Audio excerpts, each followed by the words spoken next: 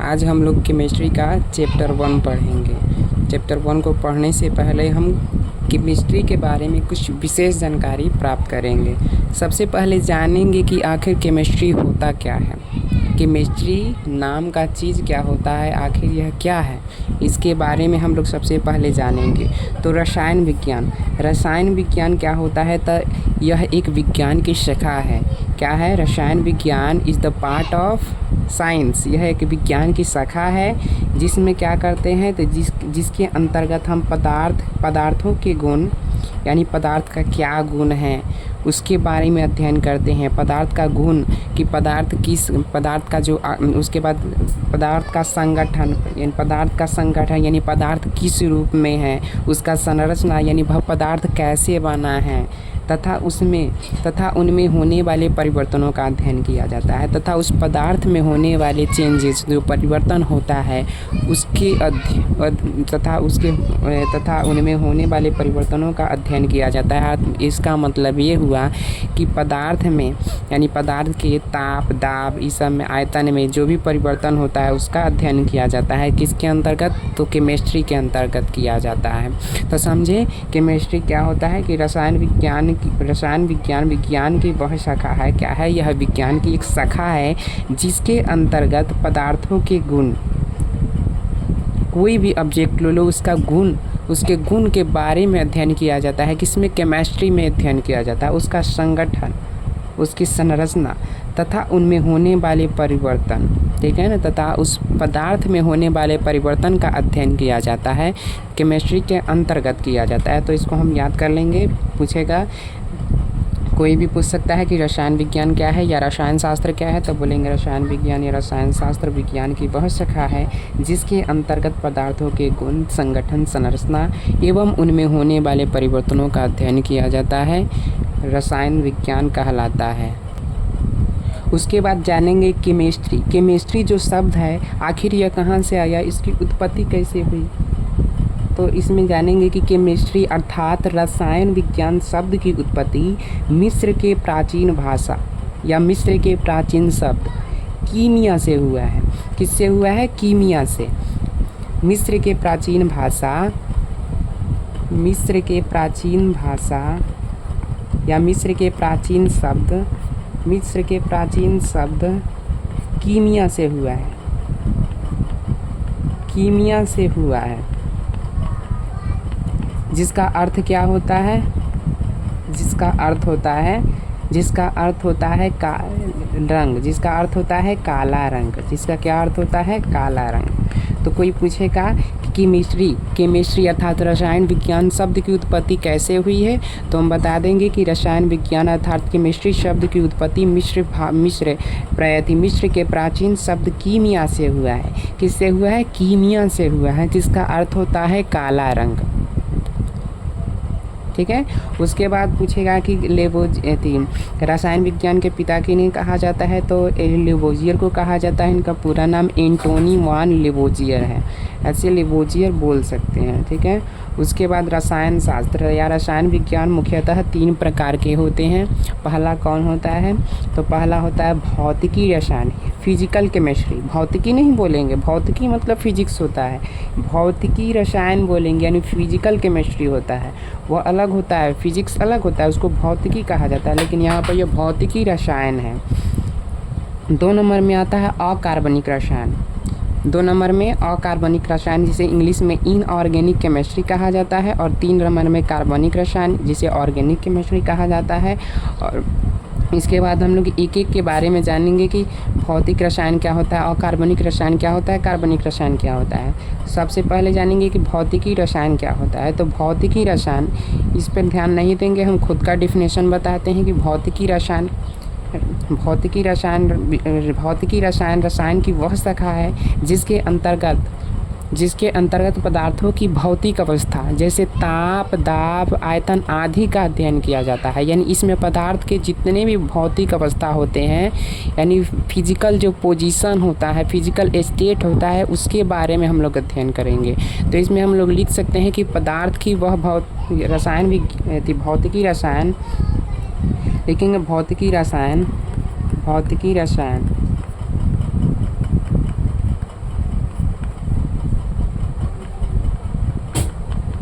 रसायन विज्ञान की वह शाखा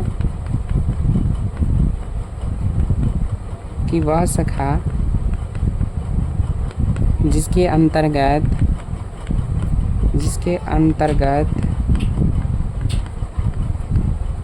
पदार्थों के भौतिक अवस्था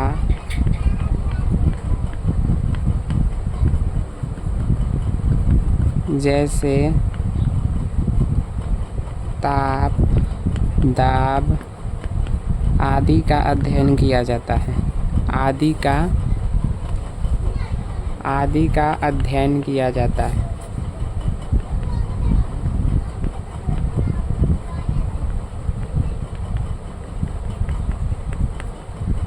उसे हम लोग भौतिकी रसायन बोलते हैं। तो क्या लिखे कि रसायन विज्ञान की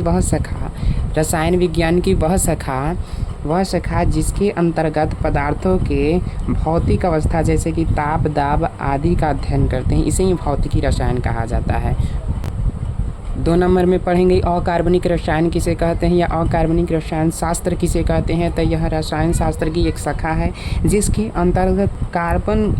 अंतर्गत कार्बन के अतिरिक्त शेष अन्य तत्वों तथा उसके यौगिकों का अध्ययन किया जाता है। इसका कहने का मतलब ये हुआ कि इसमें कार्बन का अध्ययन नहीं किया जाता है। इसमें कार्बन के अलावा जो जितने भी तत्व हैं जैसे कि हाइड्रोजन है, हीलियम है, लिथियम है, बेरिलियम है, बस कार्बन को छोड़ देना है। उसके बाद जितने तत्व हैं कार्बन को छोड़ देना है। उसके बाद जो जितने तत्व हैं उसका अध्ययन किया जाता है तथा उसके यौगिक का अध्ययन किया जाता है। ठीक है, वहीं तो यहाँ पर बताया गया कि रसायन शास्त्र की वह शाखा जिसके अंतर्गत कार्बन के अतिरिक्त शेष अन्य तत्वों की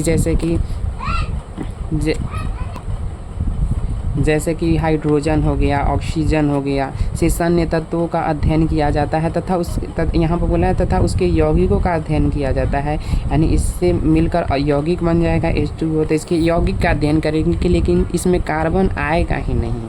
तो यह रसायन शास्त्र की वह शाखा है जिसके अंतर्गत कार्बन के अतिरिक्त कार्बन को छोड़ देना है, बाकी जो शेष अन्य तत्व हैं तथा उसके जो यौगिक हैं उसी का अध्ययन करते हैं इसमें। उसके बाद 2 नंबर में आता है कार्बनिक रसायन। इसमें मुख्यतः कार्बन का ही अध्ययन किया जाता है। यानी यह रसायन शास्त्र की वह शाखा है, रसायन विज्ञान की वह शाखा है जिसके अंतर्गत कार्बन तथा उसके यौगिकों का अध्ययन किया जाता है। इसमें बेसिकली हम लोग कार्बन का ही अध्ययन करते हैं, कार्बन के अलावा किसी अन्य तत्व का अध्ययन नहीं करते हैं। इसमें कार्बन तथा इसे बने यौगिक जैसे कि CH4 हो गया, C2H4 हो गया, इसी का अध्ययन करते हैं, इसीलिए इसे कार्बनिक रसायन शास्त्र कहा जाता है। उसके बाद हम लोग इसमें एक महत्वपूर्ण बिंदु है हैवी केमिकल्स। तो जिस अकार्बनिक यौगिक का अत्यधिक मात्रा में उपयोग किया जाता है, जिस अकार्बनिक यानी इनऑर्गेनिक केमिस्ट्री, यहाँ पर ऑर्गेनिक केमिस्ट्री की बात नहीं हो रही है, जिसमें कार्बन का अंश नहीं पाया जाता है उसका बात हो रहा है। जिस अकार्बनिक यौगिक का अत्यधिक मात्रा में उपयोग किया जाता है उसे हैवी केमिकल्स कहा जाता है। जैसे कि हम लोग अधिक मात्रा में किसे उपयोग करते हैं, जैसे कि हम लोग घर में रोज प्रयोग करते हैं NaCl नमक का प्रयोग करते हैं, प्रयोगशाला में हम लोग HCl का प्रयोग करते हैं यानी हाइड्रोक्लोरिक अम्ल का प्रयोग करते हैं। ऐसे बहुत सारा जैसे कि हो जाएगा, हाँ, जैसे कि NHO3 हो जाएगा, हाइड्रोजन नाइट्रेट हो जाएगा, उसके बाद NaOH हो जाएगा। इस सब का अध्ययन करते हैं, इस सब का रोज। उसके बाद हम लोग जानेंगे कि आखिर लिवोजियर को ही रसायन शास्त्र का पिता क्यों कहा जाता है। इसका पिता अल्बर्ट आइंस्टाइन या फिर गैलीलियो गैलीली या फिर सर आइजैक न्यूटन या फिर कोई अन्य वैज्ञानिक को क्यों नहीं कहा जाता है। इसका फादर आखिर लिवोजियर को ही क्यों कहा जाता है। तो इन्होंने क्या किया था, केमिस्ट्री में काफ़ी महत्वपूर्ण योगदान दिया था। इन्होंने केमिस्ट्री को विस्तृत रूप से जाना था, उसके बारे में अध्ययन किया था, कई सिद्धांत दिया था, इसीलिए लिवोजियर को रसायन शास्त्र का जनक कहा जाता है। साधारण शब्दों में समझे तो इसको देखें तो इन्होंने जल के बारे में बताया था कि जल 2 प्रकार के तत्व से मिलकर बने होते हैं। ठीक है, इन्होंने सबसे पहला बताया कि जल 2 प्रकार के तत्व से मिले होते हैं, जो कि हम लोग जानते हैं कि जल 2 प्रकार के तत्व कौन कौन से होते हैं। तो जल जो है सो हाइड्रोजन और ऑक्सीजन से मिलकर बने होते हैं। तो इन्होंने यह सबसे पहले बताया कि जल 2 प्रकार के तत्वों से मिलकर बने होते हैं। दूसरा बताया इन्होंने कि सल्फ़र एक तत्व नहीं है, सल्फ़र एक एलिमेंट नहीं है, बल्कि न सल्फ़र एक तत्व है, सल्फ़र एक तत्व है, ना कि अणु है। यानी पहले क्या हुआ करता था कि सल्फ़र को लोग जो सल्फ़र है ना, गंधक, उसको लोग अणु मानता था, मॉलिक्यूल मानता था, लेकिन वह अणु नहीं है, वह तत्व है, एक एलिमेंट है। और एलिमेंट जन्म भी करते हैं। एलिमेंट क्या होता है? तो एलिमेंट शुद्ध अवस्था में होता है, उसमें किसी अन्य चीज़ का कण नहीं मिला होता है। उसके बाद इन्होंने क्या किया? तो सिलिकॉन धातु का, यानी एक सिलिकॉन धातु होता है, इसका इन्होंने पूर्व अनुमान लगाया। इन्होंने बताया कि सिलिकॉन नामक धातु कोई होता है। इन्होंने कार्बन का इन्होंने बताया कि हीरा कार्बन का क्या है? अपरूप है। चूँकि जानते हैं कि हीरा क्या है? कार्बन का अपरूप है, यानी हीरा जो है सो पूर्णतः कार्बन से ही बना है। समझो कार्बन ही है। आयुपैक प्रणाली में इनका बहुत बड़ा योगदान है। जो आयुपैक प्रणाली होता है, इसका फुल फॉर्म होता है international union of pure and applied chemistry, इसका फुल फॉर्म होता है। इसमें इन्होंने क्या किया था? बहुत बड़ा योगदान किया था। उसके बाद इन्होंने H2 के बारे में भी जानकारी दिया, हाइड्रोजन के बारे में जानकारी दिया, ऑक्सीजन का नामकरण किया। इन सभी तथ्यों के आधार पर, इन सभी कारणों के आधार पर ही इन्हें केमिस्ट्री का पिता कहा जाता है। तो आशा करता हूँ कि आप लोग समझ गए होंगे। उसके बाद हम लोग पढ़ेंगे इसका, चूँकि चैप्टर का नाम है मेरा रसायन विज्ञान के कुछ मूलभूत अवधारणा। रसायन विज्ञान के कुछ मूलभूत अवधारणा।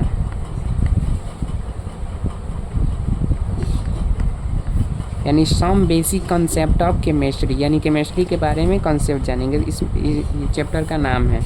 इसमें हम लोग सबसे पहले पढ़ेंगे रसायन शास्त्र का महत्व क्या है। What is the importance of chemistry. आखिर केमिस्ट्री का हमारे जीवन में, हमारे डेली लाइफ में क्या महत्व है। तो इसका पढ़ेंगे कि सबसे पहला है खाद्य पदार्थों की आपूर्ति में। तो खाद्य पदार्थों की आपूर्ति में क्या हुआ? इसका यह मतलब हुआ है कि केमिस्ट्री का हमारे जो है सो कृषि क्षेत्र में काफ़ी महत्वपूर्ण योगदान है। यदि केमिस्ट्री ना होता तो विभिन्न प्रकार के केमिकल्स नहीं बनाए जाते। कीटनाशक जो खेत में छीटा जाता है, जिसके कारण कीट मर जाते हैं, कीटनाशक विभिन्न प्रकार के केमिकल्स द्वारा नहीं बन पाता, जिसके कारण जो है सो अधिक मात्रा में जो है सो अनाज की उत्पत्ति नहीं हो पाता। तो वहीं कहता है खाद्य पदार्थों की आपूर्ति में। यहाँ पर हम कृषि क्षेत्र में भी लिख सकते हैं। उसके बाद लिखेंगे दैनिक जीवन में उपयोग होने वाला वस्तुओं में। आजकल क्या करते हैं हम लोग? साबुन जो है सो, शैम्पू, तेल, ये सब का उपयोग करते हैं। उसके जो सर्फ हो गया, डिटर्जेंट हो गया, उसका उपयोग करते हैं, जो कि पूर्णतः केमिस्ट्री है। बस समझो केमिस्ट्री ही है। तो हमारे डेली लाइफ में यूज करते हैं, ठीक है। तो यहाँ पर इसीलिए लिखा गया कि दैनिक जीवन में उपयोग होने वाली वस्तुओं में। उसके बाद साफ़ सफाई के क्षेत्र में, जैसे कि अभी आया फिनॉइल, डेटॉल वगैरह, जिससे साफ किया जाता है घर को। उसके बाद स्वास्थ्य विभाग या फिर औषधि निर्माण में, केमिस्ट्री का औषधि निर्माण में काफ़ी महत्वपूर्ण योगदान है। जितने भी जड़ी बूटी होती है उससे क्या करी जाती है? केमिकल्स, दवाई वगैरह बनाई जाती है। उसके बाद युद्ध के भी क्षेत्र में केमिस्ट्री का काफ़ी महत्वपूर्ण योगदान है। आजकल जो बम बारूद बनाए जा रहे हैं वह केमिस्ट्री के आधार पर ही बनाए जाते हैं। उसके बाद पर्यावरण को शुद्ध करने में। इसके बाद हम लोग पढ़ेंगे कि पदार्थों का वर्गीकरण, जो कि ये सबसे इम्पोर्टेंट है। पदार्थों का वर्गीकरण क्या होता है? तो इसको क्या किया जाता है कि क्लासिफिकेशन ऑफ मैटर को 2 भागों में बांटा गया। एक भौतिकी वर्गीकरण, एक रासायनिक वर्गीकरण। यानी एक भौतिक आधार पर और एक रासायनिक आधार पर। भौतिकी के आधार पर जो है सो पदार्थ मुख्यतः 2 प्रकार के होते हैं, ठोस, द्रव्य और गैस, सॉलिड, लिक्विड और गैस। और रासायनिक गुण के आधार पर पदार्थ 2 प्रकार के होते हैं, शुद्ध पदार्थ और मिश्रण। शुद्ध पदार्थ प्योर, मीटर और मिक्सचर। और शुद्ध पदार्थ मुख्यतः 2 प्रकार के होता है, तत्व और यौगिक। तत्व दो तीन प्रकार के होता है, धातु, अधातु और उपधातु।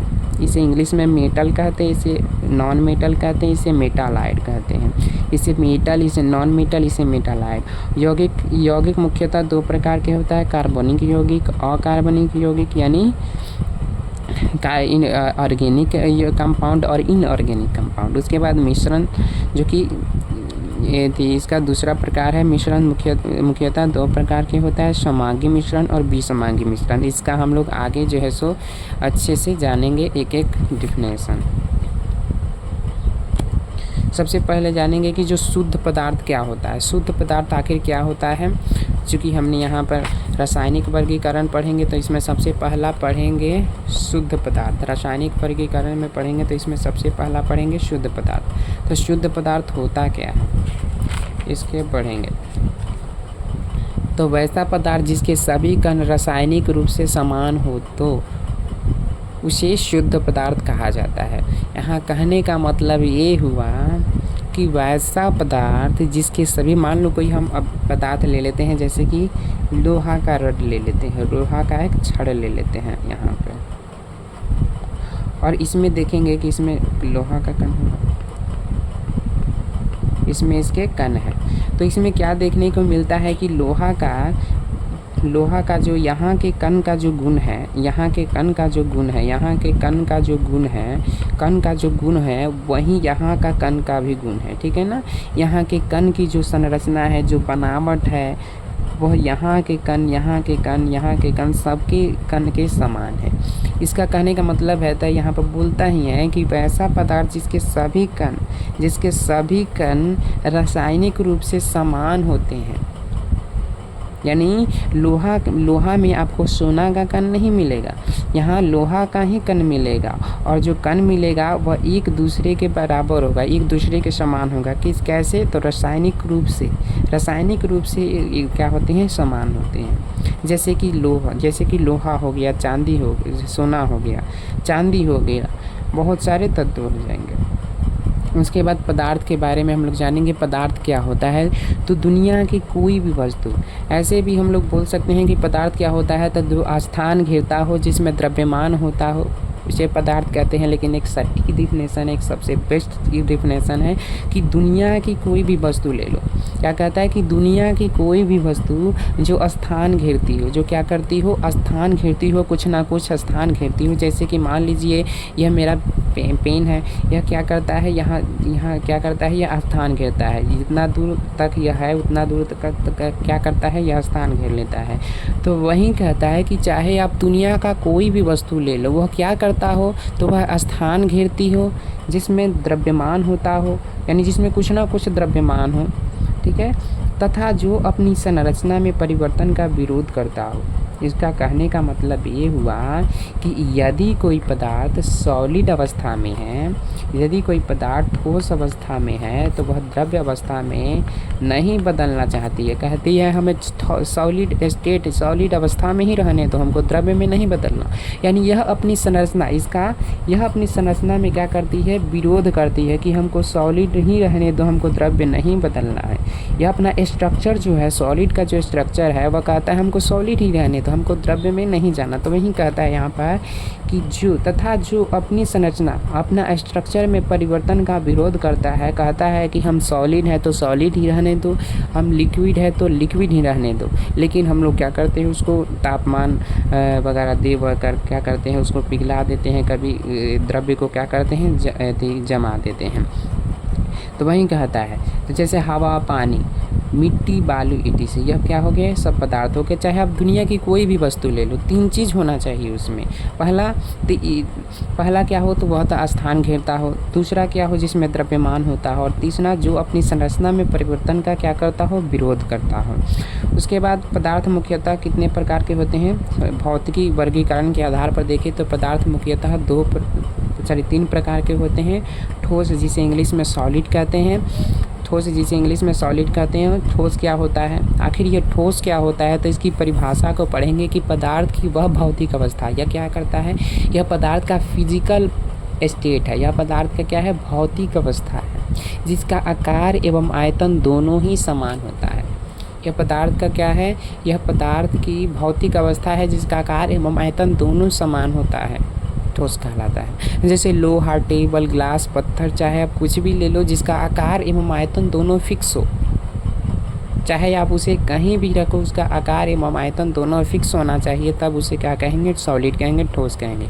और ठोस में कणों की व्यवस्था देखेंगे, arrangement of particle in solid. आखिर जो है सो ठोस में कण किस प्रकार से व्यवस्थित रहते हैं, किस प्रकार से उसमें स्थित रहते हैं, तो इसमें जानेंगे। देखिए ठोस के जो कण होते हैं, मान लीजिए मेरा सोना या चांदी है, प्लेट है, इसमें जो है सो इसमें कण होंगे, ठीक है, इसमें इसके कण होंगे जो कि एक दूसरे से काफ़ी अटैच होते हैं, एक दूसरे से काफ़ी अटैच होते हैं। और इसमें जो स्थान होता है यानी एक कण से दूसरे कण के बीच जो स्थान होता है वह न के बराबर होता है, जिसके कारण ये क्या होते हैं, जिसके कारण इन्हें हम लोग दबा नहीं सकते हैं, कंप्रेस नहीं कर सकते हैं। इसके कण एक दूसरे से काफ़ी अटैच रहते हैं, क्योंकि इसमें अंतरा आणविक आकर्षण बल अधिक होता है। अब अंतरा आणविक आकर्षण बल क्या होता है, तो देखो एक अणु को दूसरे अणु से बांध कर रखने वाला जो बल होता है उसी को अंतरा आणविक आकर्षण बल कहते हैं। अंतरा यानी अंतरा आणविक